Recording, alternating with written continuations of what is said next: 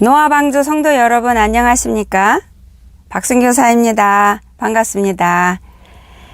오늘도 제 인생에 대해서 간증을 하겠습니다. 사실은 제가 제 인생에 살아온 어느 한 부분에 대해서 간증을 하려고 마음을 먹고 준비할 때 굉장히 긴장이 됐어요. 긴장이 됐고 쉬운 결정은 아니에요. 쉬운 결정은 아니고 제가 간증을 하기로 결정한 거는 제 간증을 통해서 한 분이라도 더 은혜를 받았으면 좋겠어요. 한 분이라도 더 용기를 얻었으면 좋겠고요. 한 분이라도 더 아버지 예수님의 사랑을 깨닫고 아버지 앞에 나오는 일이 있었으면 그런 간절한 소망으로 제가 간증을 하기로 결심을 했습니다. 그 간증 앞서서 제가 아마 몇 번 다른 영상에도 한 두세 번 말씀드린 것 같은데요. 영상이 바로 전에 영상에서도 어느 분이 댓글을 올리셨는데 두 분 거가 지워졌어요. 그래서 제가 지운 게 아니고요. 시스템이 어떻게 됐는지 모르겠어요. 제가 자동으로 왜 지워지는지 제가 아는 대로 노력을 해봤는데 그 원인을 찾을 수가 없었고요. 그래서 여러분께서 혹시 댓글을 올리셨는데 자동으로 이렇게 지워졌으면 이렇게 자동으로 지워졌구나 그렇게 생각해 주세요. 제가 지운 거 아닙니다. 제가 웬만한 댓글은 지우지 않고 있어요. 그래서 그 부분에 대해서는 오해 안 하셨으면 감사하겠습니다. 그리고 또한 제가 올리는 이 영상은 수천 명이 들어요. 근데 그 듣는 수천 명 분들이 노아방주에 구독을 신청하신 분도 많고 신청을 안 하시고 듣는 분도 많으세요. 근데 그 모든 분들이 믿음의 깊이가 다 달라요. 저보다 믿음이 더 크고 깊고 저보다 더 많이 아버지를 사랑하시는 분도 계시고요. 이제 믿음이 이제 막 시작하신 분도 계시고 그리고 그 많은 분들이 각자가 다 취향이 달라요. 그쵸? 원하는 부분도 다르고 그리고 또 같은 걸 보더라도 다 각자 여러분께서 느끼고 깨닫는 부분도 다 다르잖아요.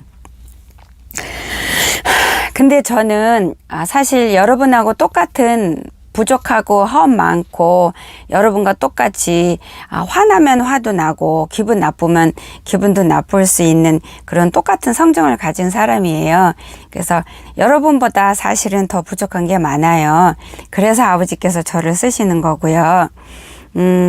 그래서 제가 그 영상을 올리면서 제 영상을 보시는 분들께서 이런 부분이 좀 거슬린다. 이런 부분은 마음에 안 든다. 이런 부분들이 분명히 있을 거예요. 그렇지만 양해해 주세요. 제가 최대한으로 이렇게 좀 영상을 보면서 이런 부분은 수정해야 되겠다 하는 부분들을 제가 깨달을 때는 수정을 하느라고 노력을 하는데요. 그 모든 분들을 모든 부분에 있어서 이렇게 흡족하게 해드릴 수 있는 거는 불가능해요. 그래서 제 영상을 들으시면서 거슬리는 부분이 있더라도 용서해 주세요. 양해해 주세요. 감사합니다. 마이크가 있어서 소리 안 지르고 얘기해서 얼마나 편안하고 좋은지 몰라요. 고맙습니다. 제가 오늘 간증할 것들을 제가 조금 제목들을 적어 왔어요. 제가 보면서 할게요. 주께서 이 노아방주를 직접 만드셨어요. 여러분께서 아실 거예요. 제가 많이 얘기를 해서 이 노아방주를 통해서 아버지께서 하시고자 하는 거는 이 노아방주를 통해서 한 분이라도 더 거룩한 신부 하나라도 더 만들기 위해서 한 명이라도 더 깨어서 거룩한 신부를 준비시키기 위해서 이 노아방주 교회를 만드셨고요. 그리고 두 번째로는 대부분의 많은 분들이 환란에 남겨지는데 그 환란에 남겨지는 자들에게 이 영상을 통해서 하나님 말씀이 전해지는 이 말씀이 그분들 심령에 그 심령 밭에 밑거름이 되게 해서 환란에 남겨졌을 때 이 밑거름 위에서 서서 아버지 앞에 돌아서서 온전한 거룩한 열매로 거듭나서 아버지 나라에 입성할 수 있도록 그렇게 하기 위해서 하시는 거예요. 그리고 또한 세 번째로는 이 영상을 통해서 온전한 알곡과 쭉정이를 가르고 계세요. 분리시키고 계시는 중이시고요. 또한 이 영상을 통해서 아버지께서 저를 더 하나님의 단단한 자녀로 저를 훈련시키시고 저를 다듬고 만지시고 계시는 것이고요. 그게 이 노아방주 광야교회를 세우시고 아버지께서 운영하시는 그 목적이 바로 이거예요. 그리고 어제 오늘이 월요일이니까 저는 월요일이에요. 어제 주일 예배 때 예배를 드리는데 하나님께서 저한테 음성으로 그 음성이 들리면서 환상으로 보여서 마음에 느끼면서 이렇게 저한테 보여주시고 말씀해 주신 게 있어요. 근데 그 말씀을 들을 때 제가 놀랬고 겁이 났고 그리고 기뻤어요. 무엇이라고 아버지께서 말씀을 하셨냐면, 근데 이 말씀을 주실 때 그 음성이 굉장히 부드러웠어요. 따뜻했고 노아의 때처럼 더럽고 추악한 악이 다 찼으므로 지구의 모든 악하고 더러운 것들을 심판하여 나의 노를 쏟아부어 싹 다 쓸어버려서 깨끗하게 할 때가 되었구나. 이렇게 말씀해 주셨어요. 이렇게 말씀하실 때 그 음성이 너무 부드러웠는데 가슴이 쿵 했고 그러면서 한편으로는 기뻤어요. 이제는 올라갈 때가 됐구나. 왜냐면은 저도 힘들 때, 쟤하고 싸울 때, 쟤 때문에 넘어질 때는 아버지 빨리 오세요. 아버지 앞에 빨리 가고 싶어요. 그래서 쟤 더 이상 안 짓고 이 쟤하고 싸우는 이 힘든 거를 안 하고 싶어요. 제가 그런 기도를 자주 해요. 아버지 앞에 중얼중얼. 그리고 주일날 오후에 제가 친정 식구하고 예배를 드렸어요. 예배를 드려서 저하고 엄마하고 언니하고 동생 둘하고 가정 예배를 은혜롭게 성령님이 인도함에 따라서 예배를 드렸어요. 근데 이제 그 예배를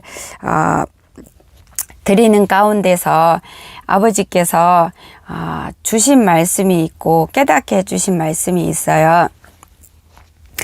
각자 사람마다 갖고 있는 힘듦이 있고 그거를 환란이라고 굳이 표현할 수도 있는데요. 그런 부분들이 있잖아요. 있는데 이렇게 아버지께서 주신 말씀이 만약에 이렇게 평탄하면 삶에 어려움이 없으면 모든 게 만족스럽고 안일한 삶을 지금 산다면 그거는 하나님 보시기에 하나님 입장에서는 축복이라고 볼 수 없다. 이렇게 말씀을 하셨어요.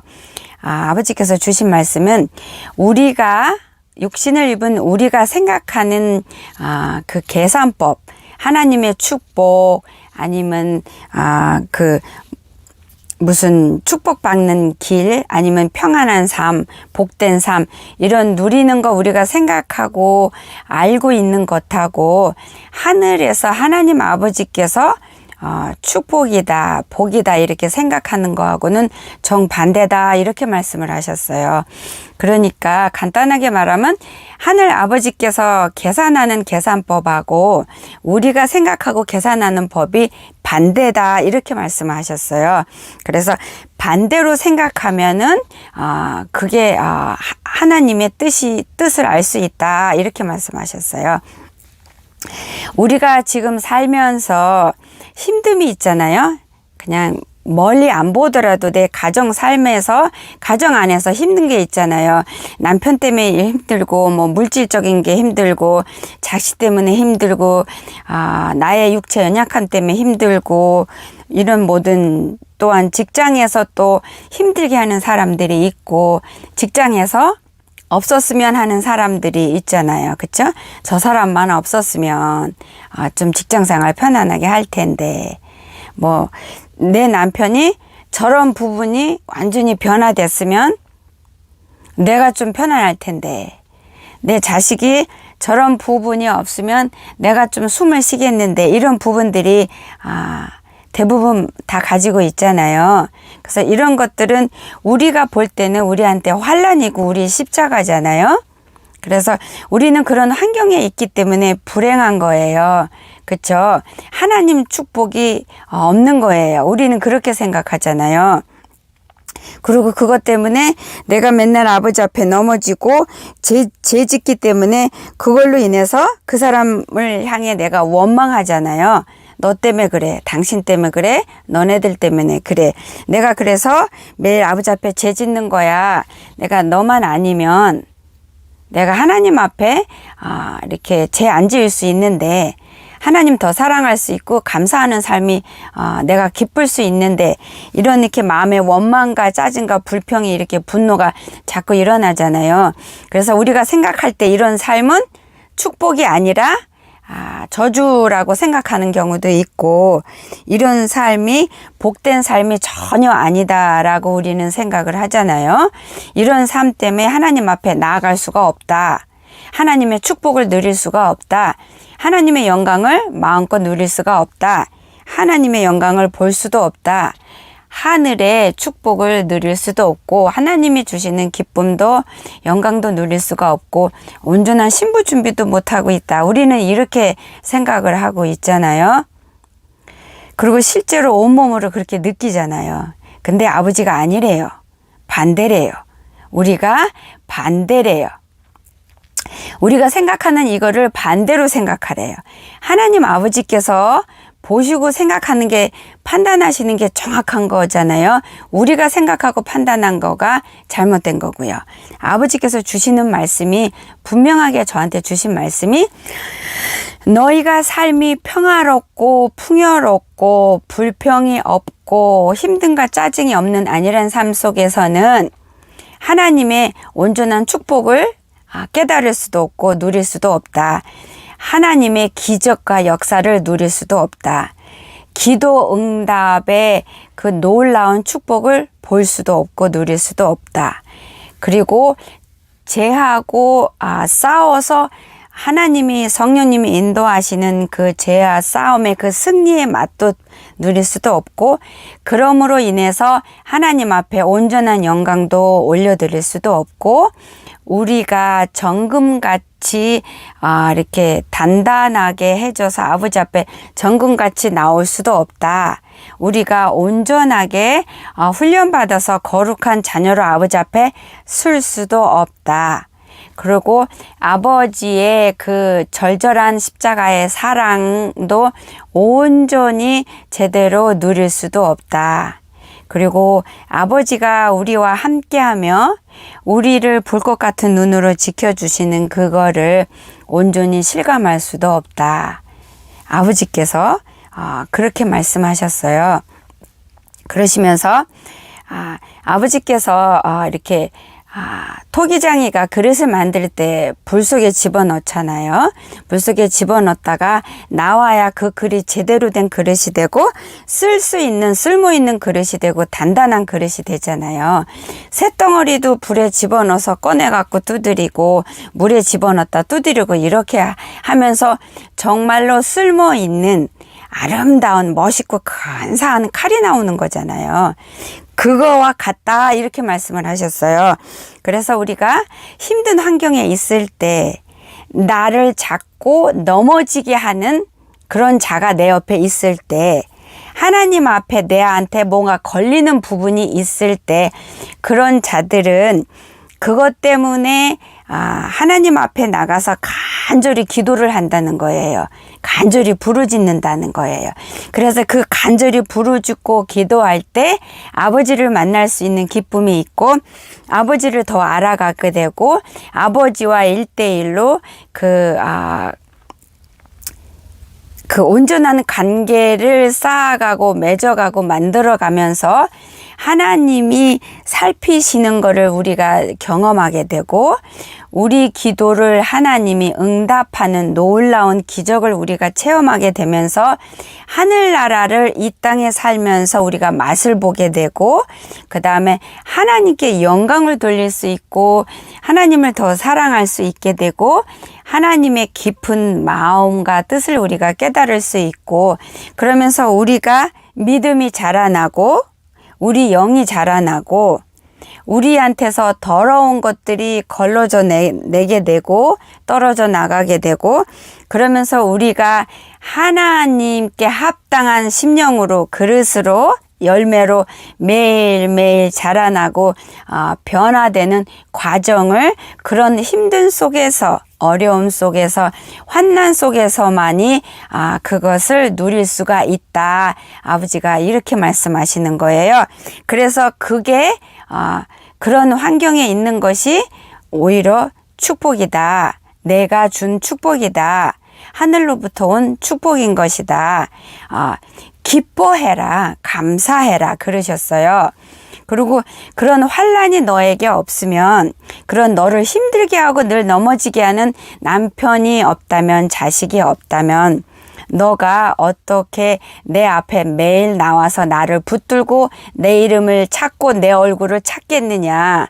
네 삶이 평탄하고 평화로우면 나를 찾지 않는다. 내 앞에 안 나온다. 나를 찾지 않고 내 앞에 안 나오게 되면은 하늘나라를 얻을 수가 없고 아버지를 만날 수가 없고 아버지 얼굴을 찾을 수가 없다. 이렇게 아버지께서 이렇게 말씀하셨어요. 그래서 지금 삶이 힘든 것이 축복인 것이다. 그렇게 말씀하셨고요.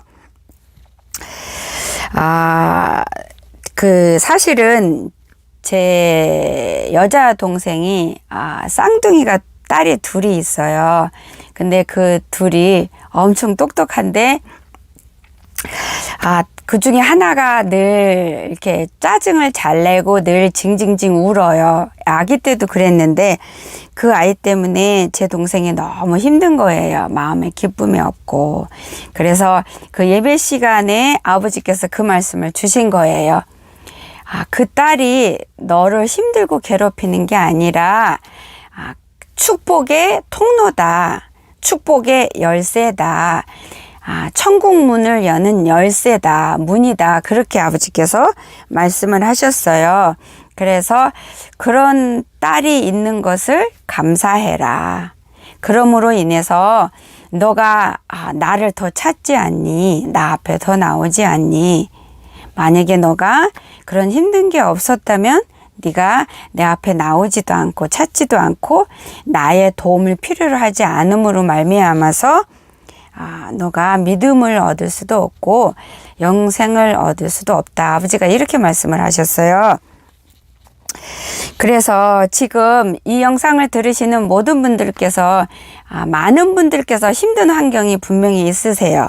남편 때문에, 자식 때문에, 혹은 친정 가족 때문에, 혹은 직장에 없었으면 하는 그 동료 때문에. 근데 그런 분들을 원망하고 이렇게 짐으로 여겼던 그 마음을 아버지께서 바꾸시래요. 내 축복의 통로다. 내 축복의 열쇠다. 내가 하나님의 축복을 받고 하나님의 사랑을 더 누리며 하늘로 갈 수 있는 직행 통로의 그 키다. 이렇게 아버지께서 보래요. 그래서 여러분들께서는 지금 이 시간 제 영상을 들으시면 한번 생각을 바꿔보세요. 아버지 말씀하신 대로 그렇게 한번 바꿔서 아버지 앞에 이제는 그런 마음으로 한번 나가보세요. 정말로 우리가 그 평탄한 삶을 살아서 아무 문제 없으면 저도 그렇더라고요. 아버지 앞에 나가는 게 좀 숫자가 적어요. 부르짖는 게 약해요. 근데 힘든 게 있으니까 더 아버지 앞에 부르짖게 되고 더 많이 부르짖는 가운데 아버지와 더 친하게 되고 아버지 앞에 더 나갈 수 있고 그 가운데서 제가 훈련이 되고 단련이 되더라고요. 그래서 제가 영이 더 맑아지고 영이 더 자라고 제가 아버지 마음을 더 깨닫게 되고 아버지와 더 가깝게 지내게 되고 이렇게 되더라고요. 그래서 한번 이제부터 마음을 바꿔보세요. 남편이 답답합니까? 그러면은 그 남편이 풀무물인 거예요. 내가 나를 정금같이 단련하기 위해서 불이 필요하잖아요. 그거예요. 불인 거예요. 그러시면서 아버지께서 환상을 보여주셨는데, 제 동생이, 쌍둥이 엄마인 제 동생이 남편이 믿음이 없어요. 남편은 성격은 굉장히 화도 안 내고 좋은데, 동생하고 좀 안 맞는 부분이 많고, 예를 들어서 11조 내는 것 갖고도 막 뭐라 그래서 동생이 11조도 못 내고, 그래서 아버지 앞에 믿음 생활하는데 굉장히 좀 방해되는 것들이 있어요.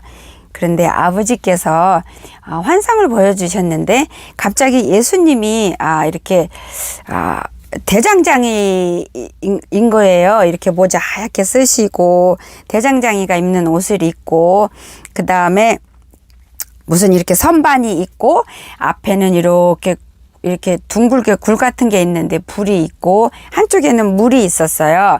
그리고 아버지께서 망치를 갖고 계시는데 망치가 길이가 이 정도 돼가지고 이렇게 둥글었어요. 이렇게 납작하고 그 다음에 여기 가운데 이렇게 손잡이가 있고 그래서 이 손잡이를 이렇게 들고 무언가를 근데 제 동생인 거예요. 제 동생으로 보이지 않고 무슨 새덩어리 이렇게 뭉치로 보였어요.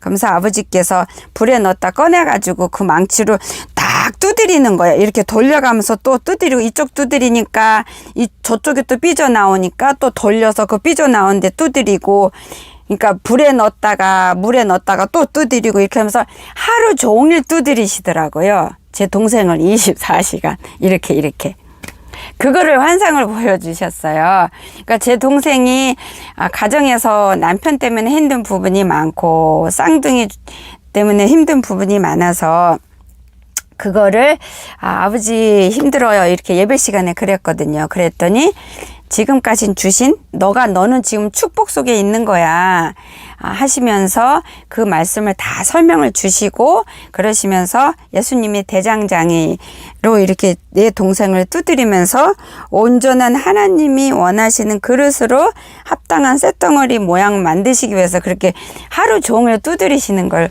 환상으로 보여주셨어요. 그러면서 너는 지금 내가 볼 때는 너는 지금 축복받았다. 하나님의 축복을 받았고 축복 속에 있는 거야. 그렇게 말씀을 확실하게 주셨어요.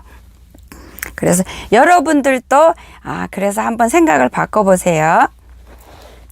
아이고 다리 또 지가 왔어요. 아이고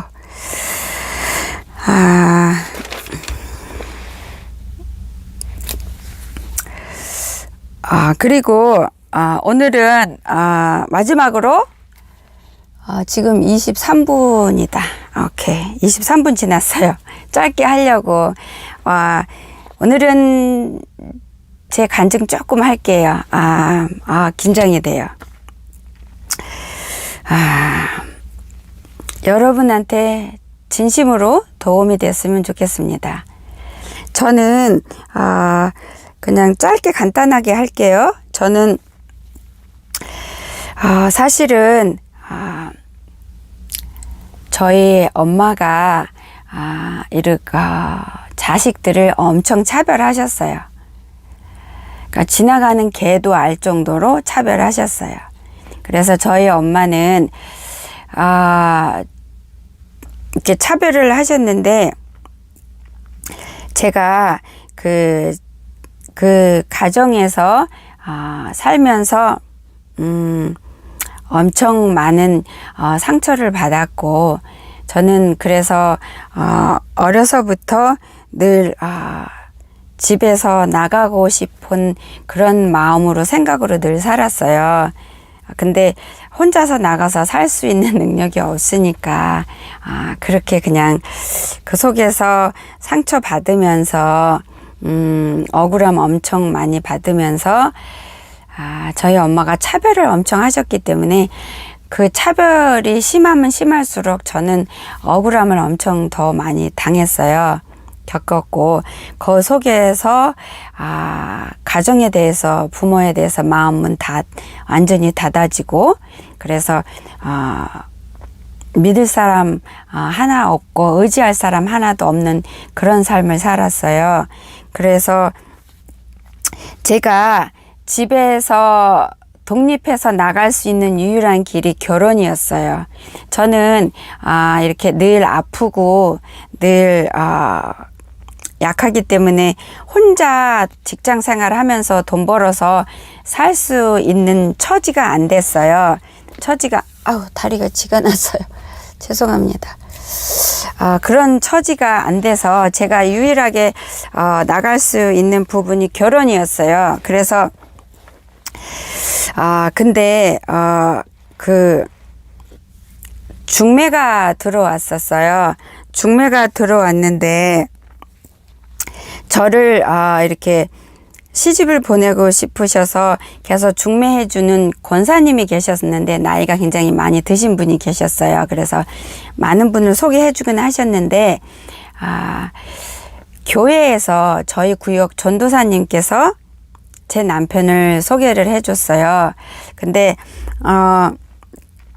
제가 그 권사님한테 이제 권사님이 이제 저한테 전화가 와서 다른 사람 이제 소개시켜 주려고 전화가 와서 제가 권사님 제가 지금 누구 소개받아서 교회에서 소개받아서 만나는 분이 있습니다.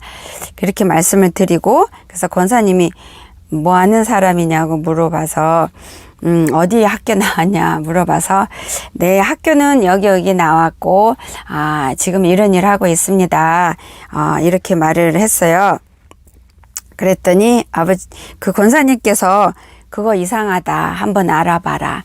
그 정도 학교 나온 학벌과 그 정도 집안에서 어떻게 너 같은 사람을 결혼하겠다고 만나니 그거는 뭔가 좀 문제가 있다. 그 정도 학벌과 그 정도의 집이면은 분명히 너보다 훨씬 더 좋은 조건을 가진 사람을 찾는 게 맞는 건데 어떻게 너같이 이렇게 부족한 게 많은 사람을 좋다고 만나는 거가 의심스럽다. 한번 알아봐라. 그렇게 말씀을 해주셨어요. 근데 저는 교만하고 어리석어서 권사님이 저를 위해서 해주시는 말씀을 제가 무시했어요. 그리고 기분 나빠했어요. 나 같은 사람이라도 충분히 그런 학벌 가진 사람, 그런 집안에서 있는 사람 만날 수 있지. 왜 그렇게 못 만나? 참 생각이 좀 너무했다. 그러면서 제가 속으로 기분 나빠했어요. 그리고 권사님 때 그렇게 대놓고는 말 못하고 그러고서는 그 사람이랑 이렇게 데이트를 하는데 뭔가가 조금 달랐어요. 다른 사람하고 뭔가 조금 다른 느낌이 들었어요. 다른 느낌이 들었는데 제가 제 눈을 가렸어요. 왜냐면 저는 집에서 도망 나와야 했고 집에서 빨리 나오고 싶었고 집에 가족을 안 보고 사는 게 제 소원이었으니까 가족하고 떨어져야 제가 숨을 쉴 수가 있으니까 좀 어딘가가 평범한 사람하고 조금 뭔가 다른 느낌이 들었지만 제가 그거를 안 보기로 하고 제가 제 눈을 가린 거예요. 그리고 생각 안 하기로 하고 그러고서는 결혼을 했어요. 결혼을 했는데 신혼여행 가면서부터 신혼여행을 하와이로 갔는데요. 보통 신혼여행 가면은 이렇게 신나게 같이 다니고 뭐 쇼핑도 하고 구경하러 다니고 하잖아요. 근데 제 남편은 신혼여행 갔는데 방에서 잠만 잤어요. 하루 종일. 그래서 제가 혼자서 그 호텔 주위에 돌아다니고 구경하고 바닷가 호텔에 뒷문에 나가면 바닷가였어요. 그래서 혼자 바닷가에서 놀고 그래서 신혼여행도 이렇게 눈물 머금고 이렇게 시간을 보냈어요. 그리고 이제 신혼여행 끝나고 집에 와서도 남편은 잠만 자고, 근데 남편이 한국말을 잘 못했어요. 저는 영어가 잘 안 됐고. 근데 남편이 말이 없어요. 말이 없고 성격이 굉장히 착해요. 화내는 게 없고 불평하는 게 없어요. 컴플레인 같은 게 없어요. 그냥 그럴 수도 있지 이래요. 만약에 제가 보통 사람 같으면 누가 뭐 잘못을 하면은 아니 왜 그랬어? 그렇게 내가 하지 말라고 수없이 얘기했잖아. 그거 생각 못해? 뭐 이렇게 막 야단을 치고 책망을 하고 불평을 하잖아요. 근데 저희 남편은 그런 게 없어요. 그냥 그럴 수도 있지 이래요. 그래서 화를 내지도 않고 굉장히 착해요. 사실 벌러지도 안 죽이더라고요. 불쌍해서. 그래서 법 없이도 사는 사람이에요. 엄청 착해요. 엄청 착한데 성격도 엄청 좋고. 근데 본인이 우울증이 있다고 다달이 한 번씩 닥터를 만나요. 의사를 만나러 가서 약 처방을 받고 와요. 근데 그게 정확히 무슨 병이냐 제가 물어보니까 저한테 얘기를 안 해줘요. 그래서 제가 병원에 내가 같이 따라가도 되냐? 그래도 절대로 저 못 오게 하고, 데이트할 때 본인이 우울증이 살짝 있어서 잠이 잘 안 온다. 그래서 의사 만나려고 한다. 약 먹으려고 한다. 요렇게만 살짝 얘기를 한 거였어요. 근데 나중에 안 사실이지만 저희 남편이 정신분열증이 있는 사람이었어요. 왜냐면은 시댁 식구는 성격이 굉장히 강해요. 엄청 사람들이 굉장히 머리가 좋은 집안이고 엄청 성격이 강하고 그리고 굉장히 부한 집안이에요. 그래서 굉장히 교만해요. 모든 사람을 굉장히 이렇게 아래로 내려다보고 그러세요. 그런데 저는 그러니까 시댁 식구는 그렇게 남편이 문제 많은데 그런 사람 좋다고 쫄래쫄래 결혼한 저를 사람 취급을 안 했어요. 범사에 무시했어요. 범사에 업신여기고. 그래서 시댁에만 가면 이런 상처 저런 상처 이렇게 받고, 사실은 제가 친정집에서 사랑을 못 받았어요. 그래서 부모 사랑이 뭔지 몰라요. 그래서 저는 이렇게 무시받고 미움받고 그게 익숙한 사람이에요. 한국에서는 학교에서도 선생님이 학생들을 무시하잖아요. 이렇게 못 살고 이러고 좀 이러면 무시하고 그러잖아요. 그러니까 저는 어디를 가도 무시당하고 업신여기고 제 마음이 전달이 안 되는 미움받는, 어디를 가도 미움받았어요. 그래서 그게 굉장히 익숙해요. 그래서 사랑받고 이러면은 굉장히 어색해요. 어떻게 할 줄을 모르고. 근데 제가 하도 그래서 나는 결혼하면 시어머니 모시고 살 거야. 그래서 엄마한테 사랑 못 받은 거 시어머니한테 사랑 받으면서 살 거야. 제가 노래를 불렀거든요. 근데 산 넘어 산이었어요. 제가 이 산이 힘들어서 도망갔는데 또 다른 큰 산이 앞에 놓인 거예요. 남편은 대화가 하나도 안 되고 무슨 이렇게 뭘 대화하려고도 안 하고, 제가 이렇게 이런 일이 있으니까 대화하려고 그러면 아예 대화를 안 해요. 듣지를 않고 그냥 누워서 이렇게 약을 먹으니까 자꾸 잠이 와요. 그리고 그 남편이 한 달에 한 번씩 병원 가서 주사 맞고 약을 받아와요. 스트레스가 이렇게 심하게 받으면 그 몸에서 감당을 못해요. 정신분열증들은. 그래서 약을 먹어서 이 머리 분해, 이 두뇌가 이렇게 작동을 잘 안 하도록 하는 약을 먹어요. 그래서 이렇게 생각을 깊게 안 하도록, 그래서 스트레스를 안 받도록 그렇게 하기 때문에 결혼 생활을 하면서 제가 돌봐야 되는 제 자식, 그런 처지에 있어요. 그리고 그런 사람하고 결혼했다고 해서 저를 사람 취급 안 하고 범사에 무시하고 업신여겼어요. 그리고 저한테 막 하고 화도 막 내고, 남편한테 형이 있고 누나가 있는데 형이 저한테 막 하고, 아무튼 그거를 구체적으로 지금 얘기하려면 너무 시간이 많고, 예를 들어서 저희가 이제는 결혼하고 아파트에서 사는데 전화가 하나 있었어요. 거실에. 그럼 이제 방에 있는데 전화가 오면 방에서 곧바로 일어나서 거실까지 가서 전화를 이렇게 받으면 여보세요 하고 전화 받으면 시어머니예요. 그러면 시어머니가 대뜸 화를 내요. 너 내 전화인 줄 알고 안 받으려고 그랬지. 왜 이렇게 전화 빨리 안 받아? 이렇게 말씀을 하셨어요. 화를 버럭 내시면서. 그래서 제가 그게 아니고요. 제가 방에 있었고 전화는 거실에 있어요. 그래서 전화 첫 번째로 울리자마자 금방 나와서 받았어요. 이렇게 설명을 했는데 안 믿으세요. 시어머니 전화인 거 알고 제가 안 받으려고 일부러 그랬다고. 근데 그 전화가 오면 전화에, 제가 갖고 있던 전화는 뭐 이름도 없고 전화번호도 나타나지 않는 그런 전화기였거든요. 근데 그러니까 항상 그런 식으로 제가 취급을 받았어요.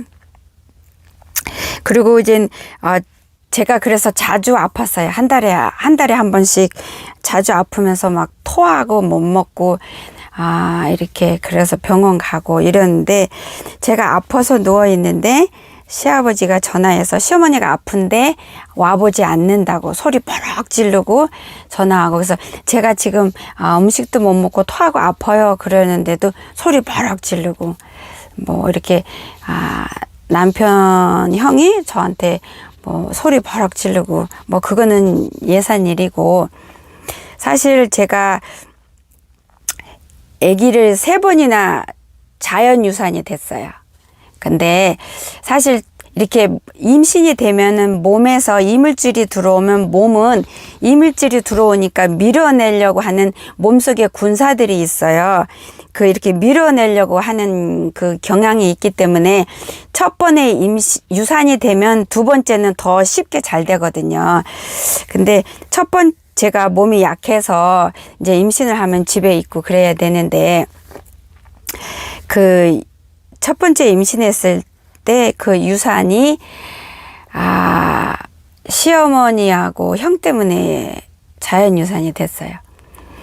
어떤 일이 있었냐면, 그 남편 집에서 그 식당을 중국 식당을 하고 있었어요. 2군데 헐리우드 있는 데가 있었는데, 제가 남편한테 그 식당 일을 내가 좀 얼마 동안 도와주고 싶다 그랬는데, 남편이 자꾸 나보고 하지마 안 도와줘도 돼 그러더라고요. 근데 그 가족들이 어떻다는 거를 남편은 알기 때문에 가족하고 저를 이렇게 안 붙여주려고 한 건데, 저는 설마 그렇게까지 할까, 사람으로서는 상상이 안 되니까 내가 자꾸 도와주겠다고 해서 그 형한테 전화를 했어요. 내가 식당 일을 좀 도와주겠다.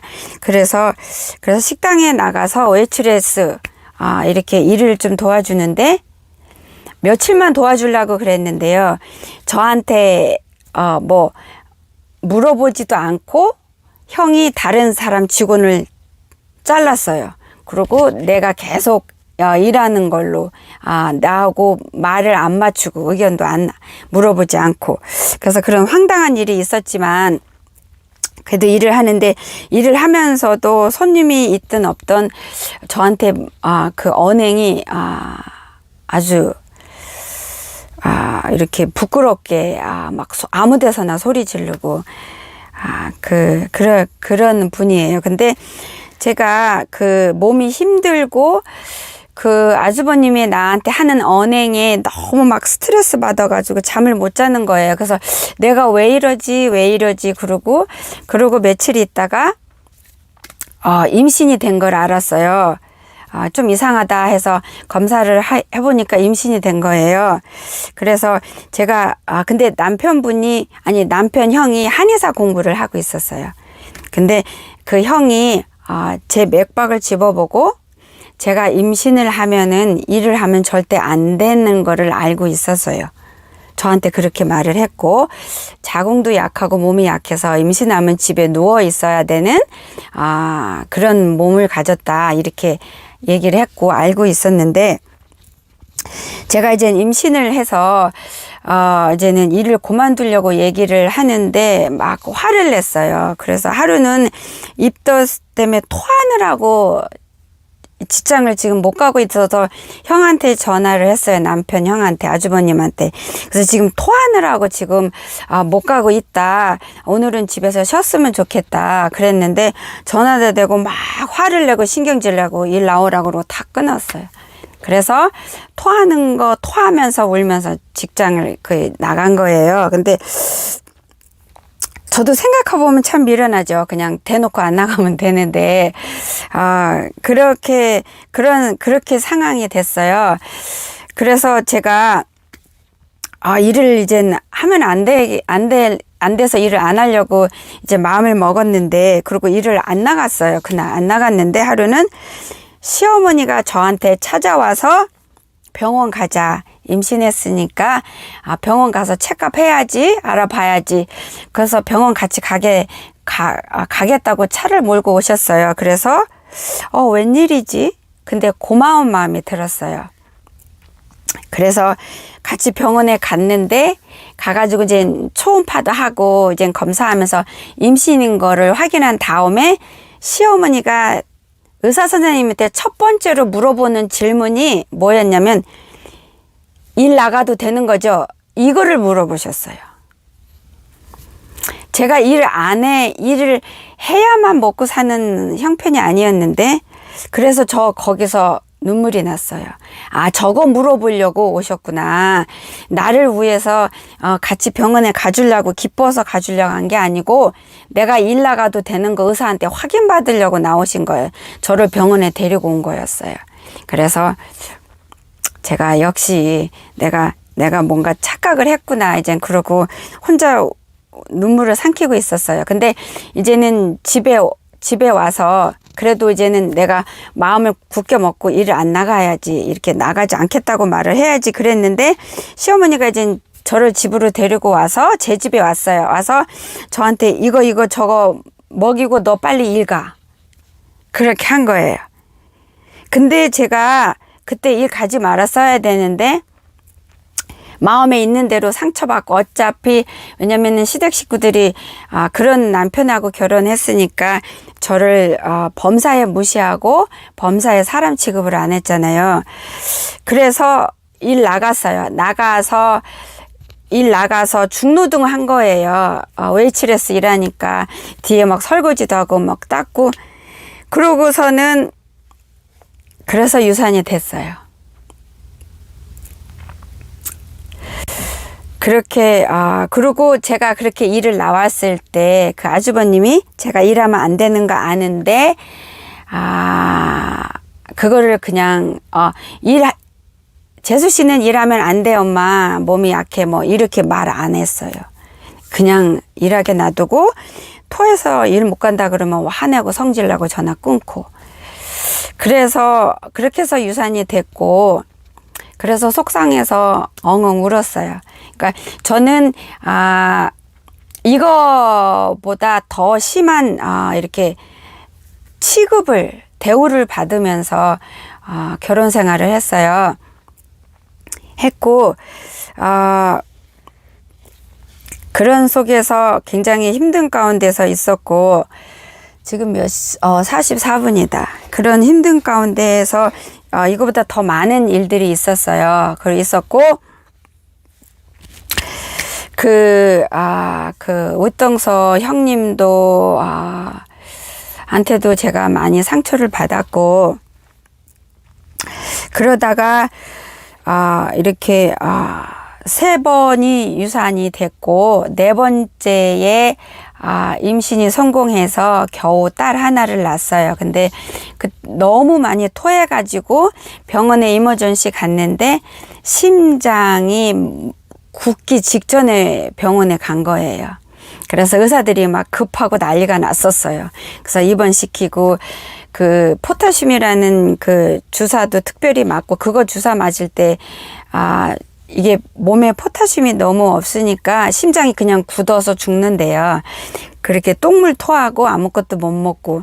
그래서 병원에 갔는데 이제는 굳기 직전에 간 거예요. 다행히. 그래가지고 입원시켜서 이 주사 저 주사 맞는데 그 다른 주사들 맞으면서 눈물이 뚝뚝 흘리면서 맞았어요. 너무 아파가지고 막 망치로 이 뼈를 부수는 그런 통증을 느끼는 그 종류의 닌겔 주사 맞으면서 그렇게 해가지고 딸을 겨우 하나 낳았어요. 딸을 겨우 하나 낳고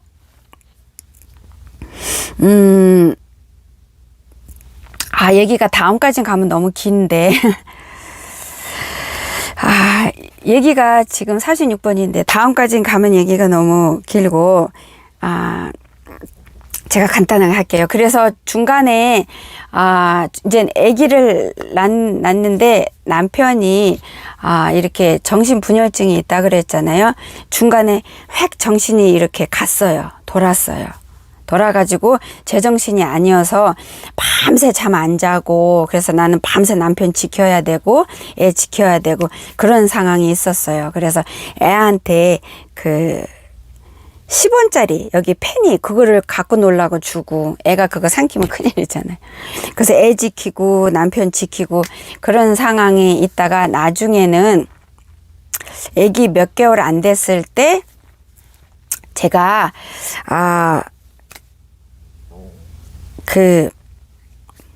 선포했어요. 이혼했어요, 제가.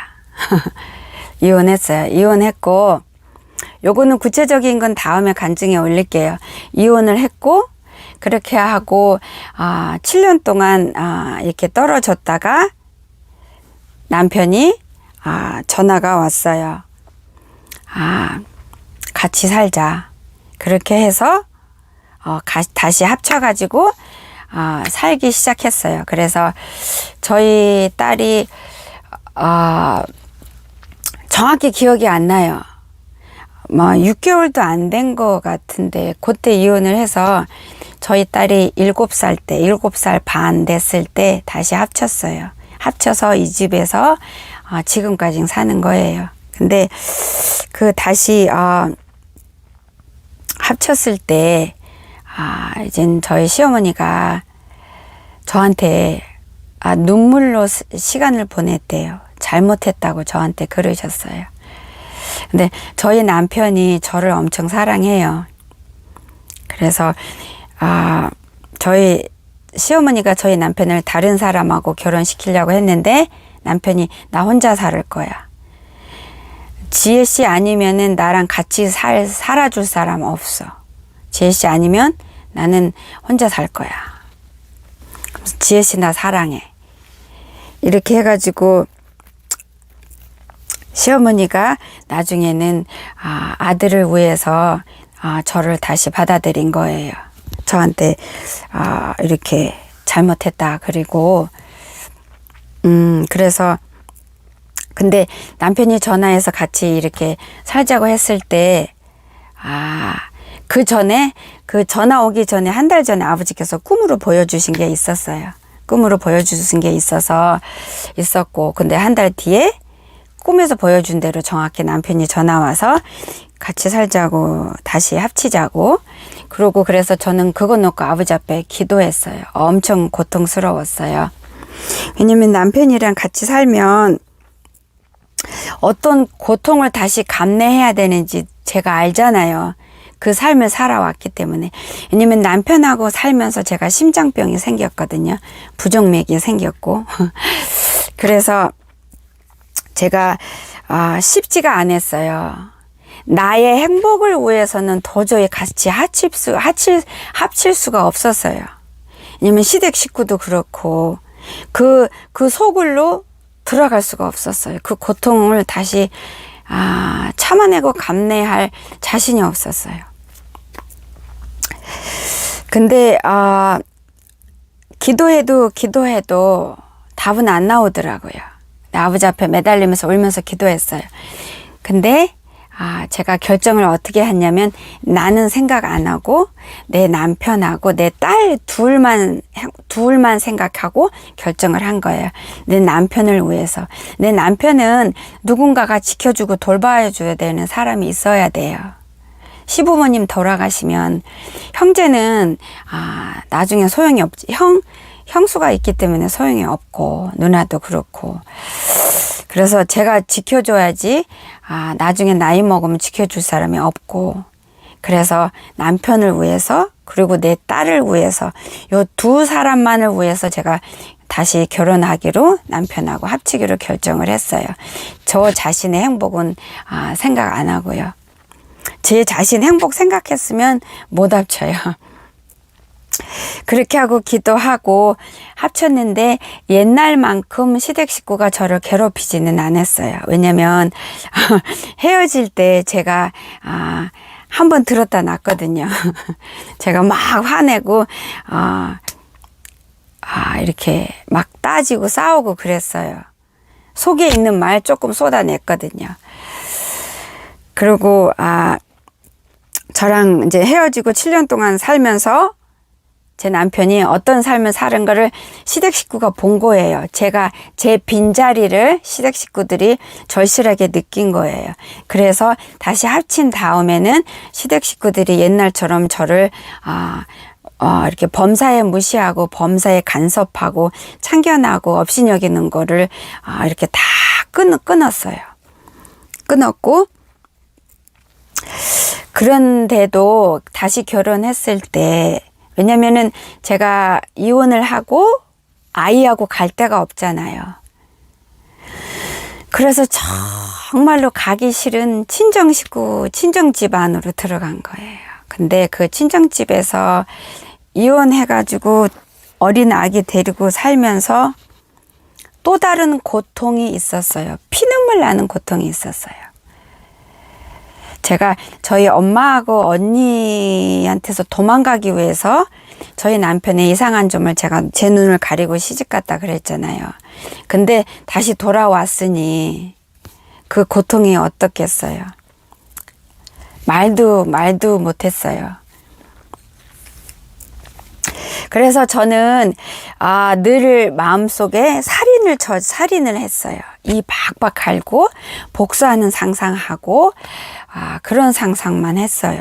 그러면서 아버지 앞에 매일 나가서 빡빡 울고 기도하고 나 괴롭혀서 내 인생 이렇게 망쳐놨는데 왜 저들은 저렇게 아버지 멀쩡하게 살아요? 뭐 이런 식으로도 아버지 앞에 따지기도 하고 수많은 그 강구 속에서 아버지께서 많은 역사도 하셨어요. 그거를 얘기는 다 못하고 그러면서 다시 합쳤을 때 진짜 말할 수 없는 또 다른 고통이 있었어요. 남편이 내가 옛날처럼 잠만 안 잤게 잘할게 그렇게 말을 했는데 그게 약속한 것처럼 쉽게 이루어지지 않았어요. 남편이 약을 먹기 때문에 약이 늘 졸리고 밖에 나가는 거 싫어하고 방은 깜깜하게 해서 방에만 있어요. 그리고 이렇게 먹을 때만 나오고 예를 들어서 제가 너무 자주 아프니까 예를 들어서 무슨 약을 먹으면 그 약 먹으면 졸려서 운전을 못 해요. 그 다음날. 근데 애 학교 가야 되는데 애 좀 운전해 달라고 학교 가게 운전 좀 해달라. 내가 약을 먹어서 위험하다. 운전 못 한다. 학교는 가깝지만은 그러면은 보통 사람 같으면은 얼른 해주잖아요. 그쵸? 근데 저희 남편은 안 그랬어요. 싫어하고 짜증냈어요. 싫다고 그랬어요. 그러면은 저는 돌아서서 울어요. 울면서 기도하면서 아버지 의지하고 불안하면서 애 학교 운전해서 데려다 주고 오고.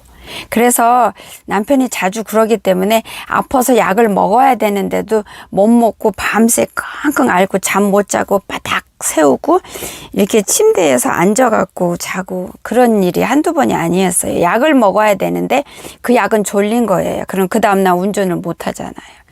남편한테 애 학교 데려달라고 하면 남편이 안 해주니까. 내가 아파서 그래 해줘. 그래도 그게 남편은 그거를 이해를 못 해요. 싫다고 그러고 밖에 나가는 거 싫다고 그러고 운전 안 해주고. 그렇게 있어요. 그래서 뭐 무거운 것 이렇게 들어 있어도 이렇게 들어줘 해야 들어줘요. 예를 들어서 제가 이렇게 마켓을 갔다 오잖아요. 그러면 남편을 불러요. 그라지에서 차 파킹장에서 마켓 봤으니까 내려와줘. 그러면은 내려와요. 그러면은 내가 이제 트렁크 문을 열어놓으면 남편이 내려와서 트렁크 앞에 가만히 서 있어요. 그러면 이거 물건 들어서 저기다 갖다 놔줘. 그러면 그때서 움직여서 물건을 들어서 놔줘요. 보통 사람 같으면은 마켓 갔다 와서 내려와줘. 그러면 내려와서 트렁크 문이 열렸으면 자기가 알아서 짐을 빼갖고 엘리베이터 앞에다가 갖다 놓잖아요. 근데 저희 남편은 안 그래요. 내려와서 차 앞에 서 있어요. 트렁크 문이 열렸는데 가만히 있어요. 그러면 내가 이 물건 들어서 저기다 놔줘. 그러면 그때서 움직여서 물건 저기다 놔줘요. 그리고 이제 엘리베이터가 문이 열렸으면 물건을 들어서 엘리베이터에다가 들어 놔줘야 되잖아요. 그럼 남편 가만히 있어요. 그러면은 내가 이 물건 들어서 엘리베이터 안에다 들어 놔줘. 이렇게 하나씩. 그리고 예를 들어서 내가 무거운 거 물건을 들고 이렇게 집에 문을 놓고 하면 남편이 문을 열어주잖아요. 그럼 남편이 문을 열었으면 제가 무거운 거 들었으면 얼른 받아야 되잖아요. 안 받고 가만히 서 있어요. 그러면 이거 물건 받아줘 무거워. 그럼 그때서 이렇게 받아요. 범사에 그렇게 해요. 옛날에 그 아주버님 집이 이제 이사를 해가지고 그 짐을 이제는 잔뜩 있어서 이제 무거운 거를 밖에다 내놔야 되는데 제가 들을 수가 없어서 남편한테 남편 이름을 부르면서 이종씨 이것 좀 도와줘. 내가 그랬어요. 그랬더니 시어머니가 후다닥 달려와가지고 시어머니가 퍽 들어가지고 그거 밖에다 내놓는 거 저를 도와서 내놨어요. 저희 시어머니 그러신 분이세요.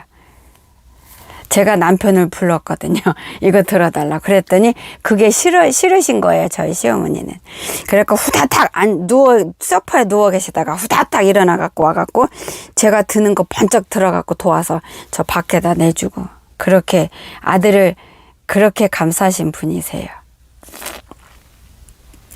그래서 이렇게 있을 때 뭐 하면은 이렇게 시어머니 여기가 이렇게 좁아지고 그러신 분이세요. 그렇게 아들을 그렇게 기르셨어요. 그래서 남편이 이렇게 뭐라 그럴까 손 하나 까딱 안 하고 그래서 이렇게 남을 배려하는 거 없어요. 그런데다가 더군다나 이렇게 정신분열증에 그 스트레스 폭발하지 않게 약을 먹으니까 머리는 굉장히 IQ는 좋아요. 그 집안이 머리는 비상한 집안이에요. 근데 그렇게 됐어요. 근데 그게 집안 식구가 성격이 너무 강하고 저희 남편은 성격이 온순하고 이렇게 화 안 내는 성격인데 식구들이 너무 성격이 강하고 거기에 눌려가지고 어느 날 하루 터진 거예요. 터져가지고 그 정신분열증이 생긴 거예요. 나중에 기회 있으면 남편이 정신분열증이 어떻게 생겼는지도 그거 간증할게요. 제 인생 하나하나가 다 간증거리예요. 아마 여러분들도 그러겠죠. 그런 간증거리가 아닌 인생이 어디 있겠어요. 그런 속에서 남편이 살아요. 근데 남편이 담배 꼴초였어요. 1시간마다. 근데 그것도 제가 포기 안 하고 기도를 매일매일 했는데 어느 순간에 하루아침에 담배 딱 끊었어요. 끊는 사건이 있었어요. 그런 역사도 하나님이 하셨어요. 그렇게 역사도 그렇게 해서. 근데 지금은 좀 많이 남편이 밝아졌어요. 밝아졌고 이렇게 한 번씩 남편이 하는 게 하루 종일 방에 누워서 깜깜하게 해놓고 TV 봐요. 스포츠 보고, 그리고 그냥 자고, 음악 틀어놓고 자고. 그러다가 한 번씩 거실에 소파에 나와서 한 5분 앉아있다가 또 방에 들어가고, 그러다가 중간에 한 번씩 내 방에 와서 나 뭐 하나 보고, 하이 그러고 한 1, 2분 있다가 가고, 그러고 먹을 때 나오고 그래요. 왜냐면 제 남편이 혼자 깜깜한 데서 자야 되고 하루 종일 TV 틀어놔야 되고 음악 틀어놓고 그래야 돼서 남편만의 공간이 필요해요. 그래서 남편은 자기 방에 혼자 따로 있어요. 그렇게 해야 돼요, 남편이. 그래서 근데 저희 남편이 굉장히 마음이 예뻐요. 되게 착해요. 그래서 구박할 수 없는 사람이에요. 구박할 수 없는 사람이고 저를 엄청 사랑해요. 엄청 사랑하고. 근데 저희 남편도 부모가 성격이 개팍해서 자상하지 않아서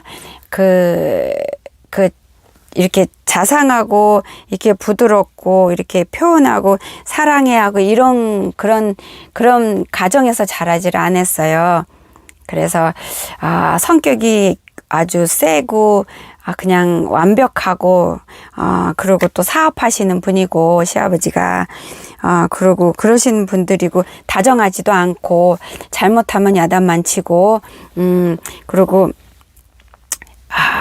자녀가 셋인데 다 가정부가 길렀어요. 부모가 기른 게 아니고. 그래서 부모의 그런 잔정을 못 느끼고 살았어요. 그래서 그 표현이 잘 없어요. 표현도 없고 굉장히 무뚝뚝하고 말도 없어요. 그런데다가 이런 정신적 병이 있고, 근데 굉장히 착하고 마음이 예쁜 사람이에요. 심령이 본성이 착하게 태어났어요. 그러니까 불평도 안 하고 착한 사람이고. 그래서 제가 이 영상 올리고 하면서 밥을 못 해줘도 배고프다는 소리 안 하는 사람이에요. 그냥 자기가 알아서 뭐 음식을 사다 먹던지 뭐 이렇게 하고 그런 사람이지 불평이라는 게 없는 사람이에요. 사람 자체가. 그래서 그렇게 그런 좋은 사람이에요. 좋은 사람인데 가정 환경 때문에 병이 생겼고 굉장히 IQ도 높아요. 지혜로운 사람인데 그런 병이 생겨서 그 지혜로움도 제대로 발휘 못하고 그렇게 살고 있고. 근데 그런 사람하고는 평범한 사람이, 웬만한 사람이 참아내면서 살기가 사실 힘들어요. 그래서 저도 한번 나갔었잖아요. 나갔다 이혼했다가 다시 합친 거잖아요. 그런데 이런 속에서 살면서 시댁 식구 용서했어요. 하루아침에 안 됐어요. 피눈물 흘리면서 기도했어요. 그리고 저희 친정 식구, 저희 엄마, 저희 언니 저 용서했어요. 피눈물 흘리면서 악을 쓰면서 발을 굴르면서 아버지 앞에 땡깡 부리면서 울면서 회개했어요. 회개를 하라고 그러는 거는 아버지가 나를 살리기 위해서 하는 건데 용서할 수 있게 해달라고 기도를 처음에 하려니까 안 되더라고요. 화가 너무 나는데 어떻게 그게 나오겠어요. 복수하고 싶은데, 원수 갖고 싶은데, 그게 더 쉬운데. 그래서 아버지 앞에 나와서 용서할 수 있는 마음 달라고 기도하다가도 막 화가 나가지고 아버지 한 번만 허락해 주면 내가 죽기 직전까지만 내 분이 풀리도록 시큰 투드려 팰 수 있게 한 번만 허락해 주시면 안 될까요? 그렇게도 했었어요, 저. 그러면 제가 이 속이 시원할 것 같아요. 아니면은 가가지고 그냥 막 머리 잡고 막 때리고 흔들고 발길질하고 그냥 발로 막 밟고 때리고 그거 그냥 내 분이 풀릴 때까지 한 번만 하면 안 될까요? 그러면은 나 용서할 수 있을 것 같아요. 그러면 내가 여기 좀 풀릴 것 같아요. 그렇게 아버지 앞에 부르짖었어요. 아버지 나 원수 갖고 싶어요. 갖게 해주세요. 아버지가 허락한다면 하고 싶어요. 그렇게 회개 기도를 하다가 또 그렇게 기도하고 그거를 그러면서 아버지 앞에 진짜로 어린아이처럼 앉아갖고 발을 막 아버지 앞에 굴렀어요. 다리 벌려가지고 앉아갖고 아버지 용서 안 돼요. 못하겠어요. 내가 어떤 고통을 당했는데 어떻게 용서를 해요. 아버지 나 죽어도 못하겠어요. 아버지 내가 죽으면 죽었지 용서 못하겠어요. 아버지 나 이거 못하겠어요. 그러면서 발 막 굴르면서 아버지 앞에 그렇게 나 울부짖었어요. 회개 기도할 때 내 친정 식구를 시댁 식구를. 근데 중요한 거는 제가 포기를 안 했다는 거예요. 왜냐면은 이거를 이렇게 기도하면은 언젠가는 내가 치료가 되고 회복이 되고 용서하고 오히려 사랑하게 될 거라는 거는 의심 없이 확신을 했어요. 그 시간이 언젠지 모르지만은 확신을 했기 때문에 포기 안 하고 아버지 앞에 가서 회개 기도하다가 악을 쏟아내다가 땡깡 부리다가 복수하게 해주세요 부르짖다가 또 용서할 수 있는 마음 주세요 그랬다가 아버지 내가 죄인이에요. 내가 악해요. 내 악을 내가 보게 해주세요. 뭐 이렇게 부르짖었다가 이랬다. 저 이렇게 부르짖었다가 이거 강구했다가 그렇게 하면서 하는데 아버지께서 내가 아버지 원수 갖고 싶어요. 이렇게 이 땡깡 부리는 이 악한 이 부르짖는 외침도 아버지께서 함께 하셨어요. 들으시고 이해를 하시고 안으셨어요. 저를. 이렇게 조금씩 치료하셨어요. 저한테 제 가족한테 상처받은 분이 받으신 분들이 엄청 많더라고요. 상담해 보니까. 근데 제가 이런 고통을 많이 겪으니까 상담할 때 많은 사람들이 자기 자신의 고통스러운 얘기를 하는데 저는 그게 다 겪었던 거라서 한마디 하면 두 마디가 알아들을 수가 있더라고요. 그래서 하나님께 감사했어요. 내가 이런 고통의 삶을 지나오게 허락하신 하나님 감사합니다. 내가 이런 고통을 겪지 않았다면 나한테 상담하러 온 저분의 이야기를 내가 마음속 뼛속이 세포 하나하나 그 힘줄 속 깊까지 이해할 수 없었을 텐데 한마디 하면 저 말 다 표현 못하는 저 속에 있는 마음까지 이해할 수 있도록 이런 은혜를 주셔서 아버지 앞에 감사합니다. 이렇게 기도했어요. 정말요. 한마디 하면은 표현 못하는 그 속마음까지 제가 보였어요. 느끼고 알 수 있었어요. 왜냐면 내가 거기 있었거든요. 그래서 이 고통이 지나온 삶은 그때는 정말 죽는 거 말고는 소원이 없었거든요. 늘 죽는 상상하고 자살하는 상상하고 그리고 자살도 한번 시도해봤고 근데 지금 와서는 그런 삶을 내가 살도록 허용한 하나님이 너무 멋있고 근사하고 너무 사랑스러운 거예요. 그래서 아버지 앞에 감사 기도를 참 많이 했고 감사 고백을 참 많이 했어요.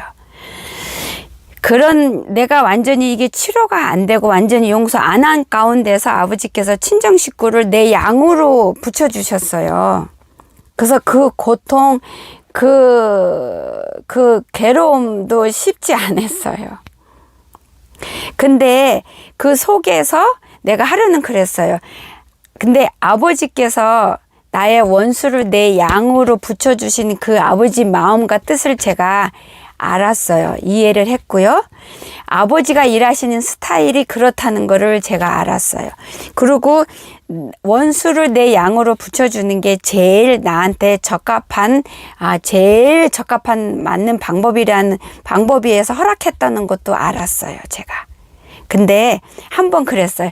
하나님 아버지 왜 이렇게 잔인하십니까? 제가 알면서 그 말 한번 고백한 적이 있어요. 근데요, 저희 친정 가족도 많이 아프고 깨지고 상처받으신 분들이에요. 그런데 제 원수였던 제 양들을, 원수였던 사람들을 저한테 붙여주셨을 때요, 그 양들하고 저하고 이렇게 같이 이렇게 시간이 지났잖아요. 근데 제가 제일 많이 치료가 됐고 회복이 됐고 성장이 됐더라고요. 하나님의 놀라운 지혜예요. 하나님의 놀라운 사랑이고 역사예요. 원수를 내 양으로 이렇게 보내줘서 나보고 먹이고 입히고 사랑해라, 뭐 기도해줘라. 그리고 아버지께서 신의 은사를 주셔가지고 아프면 쫙 하면 저를 불러요. 그럼 가서 기도해줘서 이런 기적 저런 기적 일어나고. 그러면서 저는 막 분해서 떨고 집에 와서 막 이렇게 어떻게 저렇게 뻔뻔할 수가 있지? 사람인데 어떻게 저렇게 뻔뻔하지? 그 뻔뻔함 때문에 제가 와서 막 몸을 떨고 막 이랬었거든요. 그렇게 하면서도 아버지 앞에 아버지 저 못하겠어요. 그만할래요. 그래 놓고 한 30분 있다가 아버지 잘못했어요. 다시 할게요. 죄송해요. 잘못했어요. 제가 악해요. 이거를 수없이 반복을 했어요.